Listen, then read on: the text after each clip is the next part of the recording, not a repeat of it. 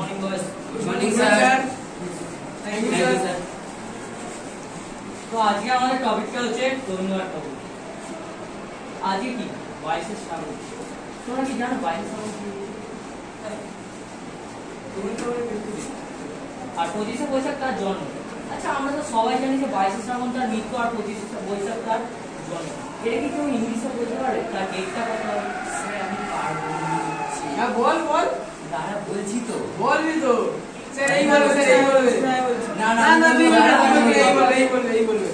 বল কি ভুলে গেলি বল দাঁড়া বলছি তো।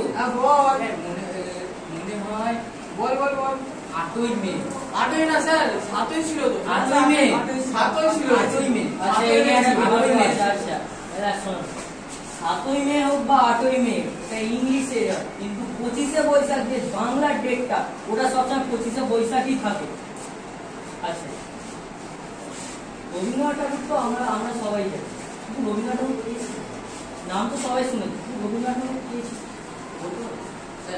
স্যার এই না স্যার এই বলবে স্যার এই বলবে রবীন্দ্রনাথ ঠাকুর ছিলেন আমাদের পুরো বিশ্বের বিশ্বকবি। আর কিছু স্যার তিনি অনেক নোবেল গ্রহণ করেছেন। ঠিক আছে আমি রবীন্দ্রনাথ ঠাকুর শুধু আমাদের ভারতের বিশ্বকবি ছিলেন না, তিনি পুরো পৃথিবীরই একজন কবি ছিলেন। সেটা জানতেন না? তিনি তার বই নাটক গান উপন্যাস কি না কি তিনি করেছেন। তিনি তার পৃথিবীতে এইসব পুরো ছাপিয়ে কি পুরো তার নাম নিয়ে নিয়েছেন। তোমরা জানো তার বাড়ি স্যার মনে ছিল স্যার ভেগে মনে হচ্ছে না স্যার এবারে মনে হচ্ছে তুই পারবি তো তুই বল না আমি পারবো স্যার এ পারবে না স্যার এই বলবে। আরে আমি ভুলে আপনি বলুন স্যার আপনি বলেন শান্তি নিকেতন নামটা অবশ্যই হ্যাঁ স্যার হ্যাঁ শুনেছি শান্তিনিকেতন নাম স্যার। হ্যাঁ তিনি 22শে শ্রাবণ শান্তিনিকেতন। তোমরা যদি কোনোদিন শান্তিনিকেতনে যাও তাহলে তোমরা দেখবে শান্তিনিকেতন তার বাড়িতে একটা উদয়ন নামে একটা তার নিজস্ব ঘর ছিল এবং তিনি 22শে শ্রাবণ কিভাবে তার মৃত্যুবরণ করেছে তোমরা কি জানো?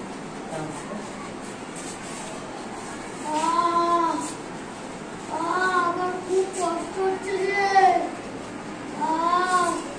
তোরা কি এখানে আছিস? সমস্ত এখানে আছিস? তাহলে আমাকে একটা গান শোনা না।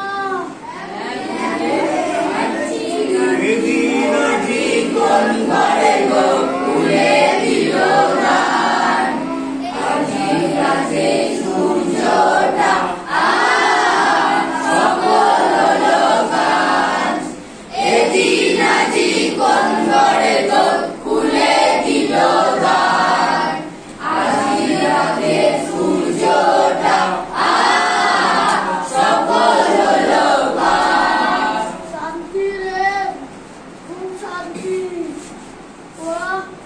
তোরা আমার এই গান কবিতা উপন্যাস সব দিয়ে তোরা থাকবি সব। কেন রে